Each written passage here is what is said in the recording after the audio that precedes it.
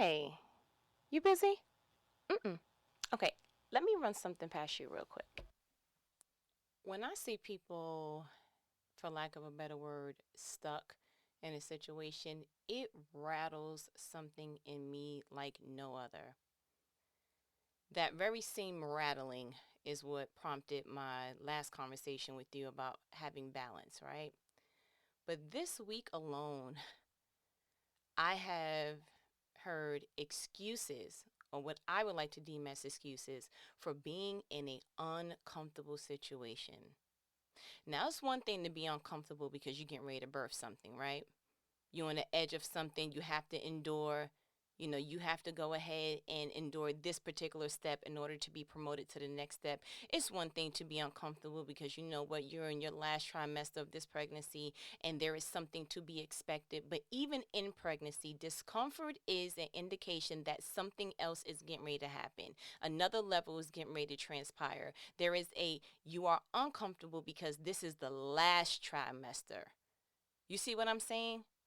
Imagine being uncomfortable in your last trimester upon the first time that you get the blood test and realize, oh, okay, I'm pregnant. If that was the case, I think there would be a population of like 15 people in the entire earth. Because we are not built to have an extended amount of discomfort without the expectation of it leading to another level. When the Israelites were doing what they was, what they had them doing what they had them doing. I'm getting so irritated. Right, thank you. Building the bricks, right? And then it was like, okay, now y'all gonna build it with no straw. Now, once the job became at its maximum of like, look, God can't take no more, then there was the elevation to get out of that, to go ahead and break free of whatever it is that is the status quo or what have you. So to give some context to what I was talking about, I was talking to someone and said person told me they're working at a particular job to provide for their child. I'm sorry. This is the only job on earth that will allow for you to provide for your child. Now, child is not even school age. I understand that they can get expensive, but what I'm trying to look at is there any other way that you can provide without depleting you? Spoke to another person that let me know the reason why they were tolerating boundaries being crossed, disrespected in all kind of ways, boundaries just not being respected at all, with a person, that should have a, let me just go ahead and break it down to elemental P because we family here, with the person that they're no longer with but they have a child with. The reason why said person, male, was allowing for boundaries to be crossed all types of ways because in his mind, he made a commitment to himself a long time ago that I feel like singing Whitney Houston, never to walk in anyone's shadow. Okay, he made a commitment to himself a long time ago that if he were to have a child, that child would not have the childhood that he had. So even though the two are not together, they're doing that unique thing where we both stay in a household, just separate rooms. We operate as two different entities, but we put on the facade in front of the child like we're together, and so that he can have normalcy. And I stopped and I was like, man, so you are stuck in the landmines that's in your mind? Now let that sit.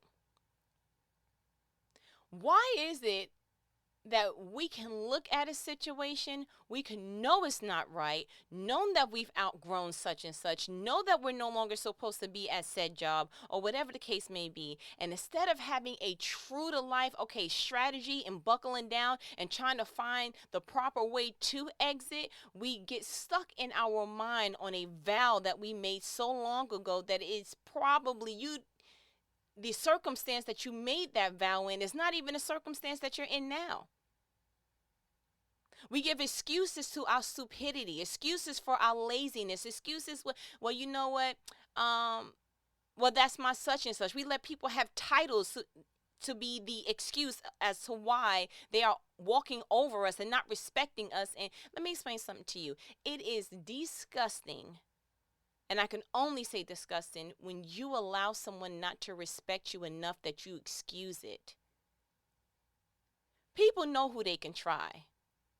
They know who to slick talk. They know who to, tell what you not and what you about to do.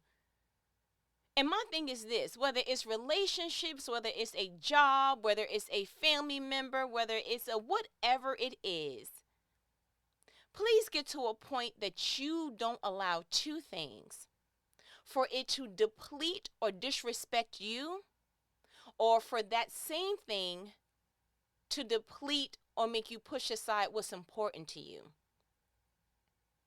It is not going to ever be okay to be disrespected by someone you had kids with just because you had a child with them.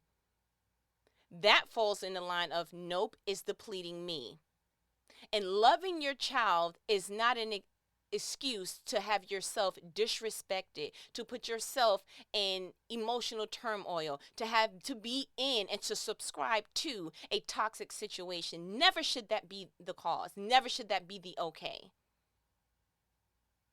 Never should it be okay to go to a job and have this dead living among the walking dead because of how much you make, or you've been there for a while, or, I tried a few times to get out, but, the other jobs don't offer. The other jobs don't offer what? A peace of mind?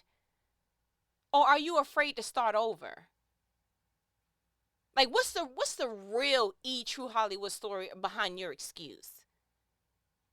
It just gets to the point that you have to have this want to want to dig down, grab life by the reins and say, you don't control me no more. I'm not living this life where everyone lives but me. The job, was able to be prosperous because of you. The relationship was able to work only because of you. The children were only able to go to set school because of you. You can make all these excuses on the because of you, but when are you going to benefit because of you? It is not selfish to put yourself first. You are the thing that is the equation in all the things that's in your life. You're the equation at home. You're the equation at work. You are the equation. So you may want to factor you in at some point. Know you well enough to know this job depletes me. I have nothing to give when I get home. I am snappy at my children. I am snappy at my spouse. I sleep as a social life at this point. It is too much. Now, that is different if you are saying, okay, I'm working this job to pay off for school, and that this is a segmented portion of my life. Segmented, strategic planning, clap for that. That works. But not Monday, Tuesday, Wednesday, Thursday, Friday, trying to win Saturday, and I slept all day Sunday, and then we do it again. What are you doing? What's your plan? What's your out? The hamster wheel? Like, when does it end? When you sleep? And I'm getting as passionate as I'm getting because it's like I want to grab people by the throat and say, you don't have to live this way, right? You don't have to stay with her, right? You don't have to put up with that, right? It's too many options, but we don't see them. It's too many opportunities, but we don't create them. There are too many things that you need to be paying attention to, but you have 10-10 vision. I wish that we were all to have that sleeping giant in us awakened. Wake up. It would really, I don't know how God does it. To sit on the throne, know that he put these giant of ideas and plans and visions on our lives, and to see us not walk it out or kind of walk along the outskirts of it, and then that's just your life, and then you die and that's it? No, that cannot be it. You got to want something so bad that you like, look, even if that is it, I'm going to make another it. Tap into what brings you joy. Be okay with starting over. God did it. Why you different? He created a whole world and then decided, this did not go according to what I had in plan, what I had in mind. So he took Noah and he started again. Why you think you better than God? Why do we even muster that thought up? No, I put in all this time. And you think God didn't on the first world? You think he didn't? That was just, just a luxury thing. You think he planned all that to have a backup plan to do it again? It said that he regret making man. That had to be that wasn't something he planned on, like, oh, okay, if this don't work, I'm going to just do another one. No, he put all of his time into it too, like you did at that job. He invested in that too, just like you did with that relationship.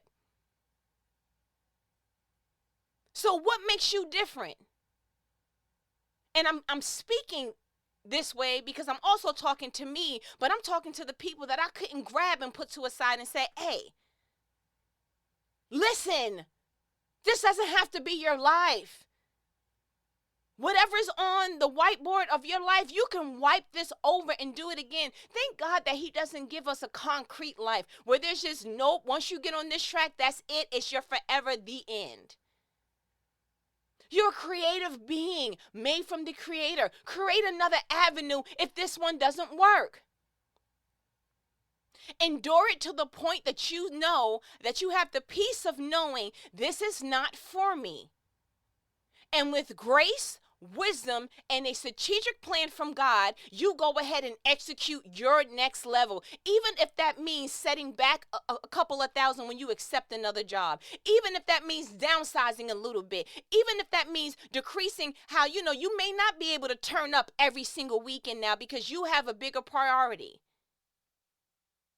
If bills are keeping you at a job that you know that you are not called to be at, then you need to make a strategic plan to pay down them bills.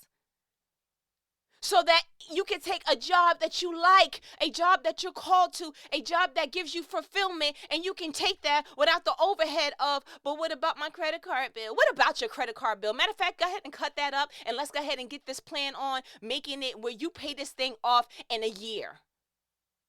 If you're going to be at something that makes you uncomfortable, might as well have a plan that the discomfort is adding to you getting to another level in life. You might as well. If you're going to be in said situation, promise yourself that once you get out of this is the last time that you put yourself last. This is the last time that you allow someone that their boundaries is so disrespectful, that is so broken, that you'll never know the difference between your heart and your wishes for something. Having a heart for something and having a wish for something is two different things. You can be in a relationship with someone and know, I have a heart for you, but I wish that it was different. Listen, your wish is not lining up with your heart, ma'am, sir. And it angers me. It angers me to see people stuck because we are not stuck people. Jesus did not get on that cross on Calvary, have that gruesome situation happen to him, be so disrespected and so much pain that he's sweating blood in the field of Gethsemane. He didn't go through all that for you to be stuck at a job. How disrespectful to Calvary is that? And again, it may not sound like, let me get up and let me get out this job today. It may not sound like, you know what, said spouse or said family member, I'm cutting y'all all off. I want you to tap into a strategic plan. You got yourself in that. Maybe it's not getting better because God is not bound to bless something that he didn't assign to you. So maybe what you're waiting on is not for said situation to change. Maybe he's waiting for you to change, for you to wake up and say, you know what? It's not, can I do this for the rest of my life? It's, why do you want to do that for the rest of your life? Why do you want to be held hostage to any situation for the rest of your life? And then when you pass what? They find another victim? They fill your seat right up at the job? They get right back into a situation, another relationship where they use somebody else? Please love yourself and your life enough that you're like, you know what? And it may not be the popular thing to do. Because everybody else is, the majority of people around you, they're pretty much living this different life that looks a lot like hurting while I work. I'm hurting real bad, but we smile because checks are coming next. Like, I can't, what? I'm not singing that song. You shouldn't want to sing it either.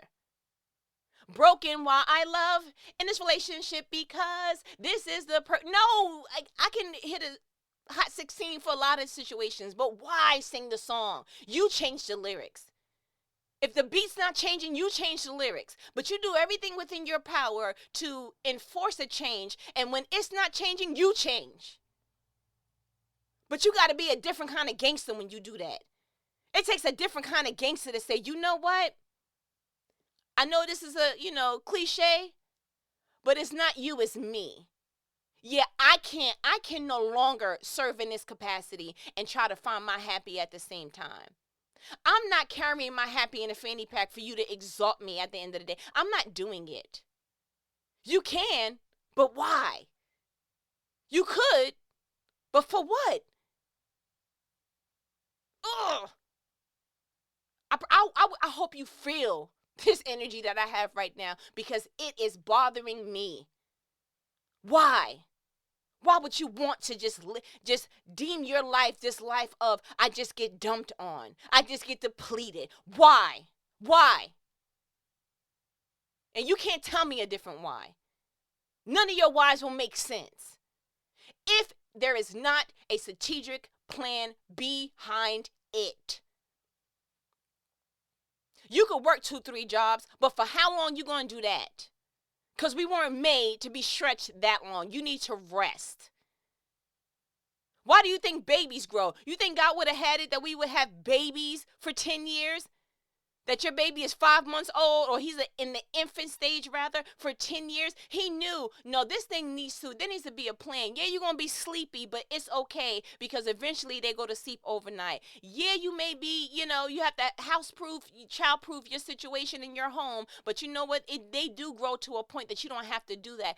Everything has a growth. Everything has a stage. Why did you get in the stage and get stuck? Where did you learn that? Did you see somebody in your family model that out, so you just thought, okay, that's status quo that I got to fulfill too? Did you have said person that you looked up to that they stayed at a job for 18 different years, but they were sick behind something, so you just decided, well, that's all I know, so that's all I'm going to do? Come on, yo, absolutely not. You serve a great God. There is a wonderful Alpha Omega creator that has something placed so awesome on your life that to do him a disservice, to do yourself a disservice, to say stuck in a level is a slap in the face. Please do something different. Have a plan to do something different. But more importantly, wake up your want to. Wake up your want to. There should never be a point that being depleted is just a way of life. It should never be a point where being disrespected by someone that you give your heart to that's just the way it is. Never should there be. Where did you learn that? That's abuse. That's self-abuse. And why is that okay? I always tell people, the situation that you're in, think of the next person that you love so much, whether it's a child, whether it's your grandmother, whether it's your aunt, your mother, whomever. Think about that person, and I'll ask the question for free. If your mother, the person that you loved, your daughter, if they were in the relationship that you were in, tolerating what you were tolerating, would you be peaceful in that? Would you be okay with that? Oh, you don't like it for someone you love, but you're enduring it?